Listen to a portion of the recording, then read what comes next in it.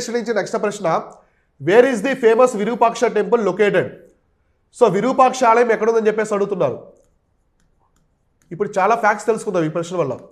విరూపాక్ష ఆలయం, సో విరూపాక్ష ఆలయం ఎక్కడుందని చెప్పేసి అడుగుతున్నారు అనమాట. సో భద్రాచలం, చిదంబరం, హంపి, శ్రీకాళహస్తి. సో ఎక్కడుందంటే ఇది హంపీలో ఉందన్నమాట.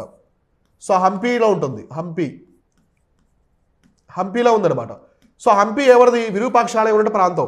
ఈ హంపి అనేది విజయనగర సామ్రాజ్యానికి రాజధాని. సో విజయనగర ఎంపైర్ యొక్క రాజధాని అనమాట. ఈ విజయనగర సామ్రాజ్యాన్ని ఎవరు స్థాపించారయ్యా అంటే హరిహర రాయలు, బుక్కరాయలు. హరిహర అంటూ బుక్కరాయలు, వీళ్ళిద్దరు అన్నదమ్ములు అనమాట. హరిహర రాయలు, బుక్కరాయలు అనేవాళ్ళు 1336 CEలో ఈ విజయనగర సామ్రాజ్యాన్ని స్థాపించారు. అయితే వీళ్ళు మామూలుగా విజయనగర సామ్రాజ్యాన్ని స్థాపించినప్పుడు విద్యారణ్య స్వామి యొక్క ఆశీస్సులతో స్థాపించారు తుంగభద్ర నది ఒడ్డున. అయితే వీళ్ళు పట్టాభిషేకం చేయాలి రాజు. వీళ్ళిద్దరు అన్న ఎవరు? హరిహర రాయలు అన్న, బుక్కరాయలు తమ్ముడు. కాబట్టి రాజధర్మం ప్రకారం అన్నయ్య రాజు అవ్వాలి. అయితే హరిహర రాయలు పట్టాభిషేకం చేసింది ఈ ఆలయం దగ్గర అనమాట. ఈ ఆలయం దగ్గర ఈయన పట్టాభిషేకం చేశాడు. ఎవరు? హరిహర రాయలు. ఈ ఆలయాన్ని నిర్మించి ఈయన పట్టాభిషేకం చేశాడు.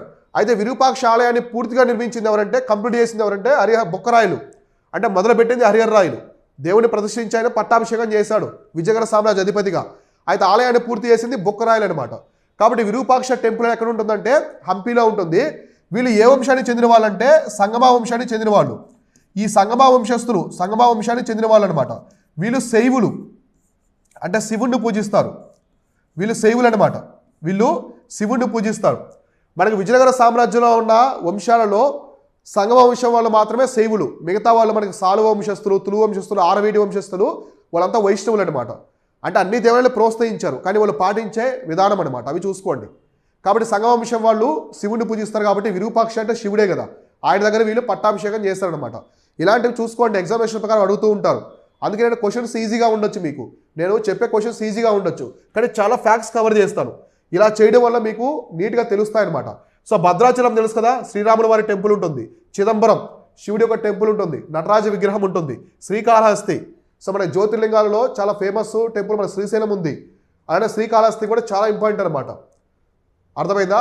స్వర్ణముఖి నది ఒడ్డున ఉంటుంది శ్రీకాళహస్తి, కూడా చాలా పెద్ద శైవక్షేత్రం. సో ఇలాంటివి చూసుకోండి. మన హిస్టరీ మాడ్యూల్ అన్నీ కవర్ చేస్తాం, ఇలాంటివన్నీ కూడా.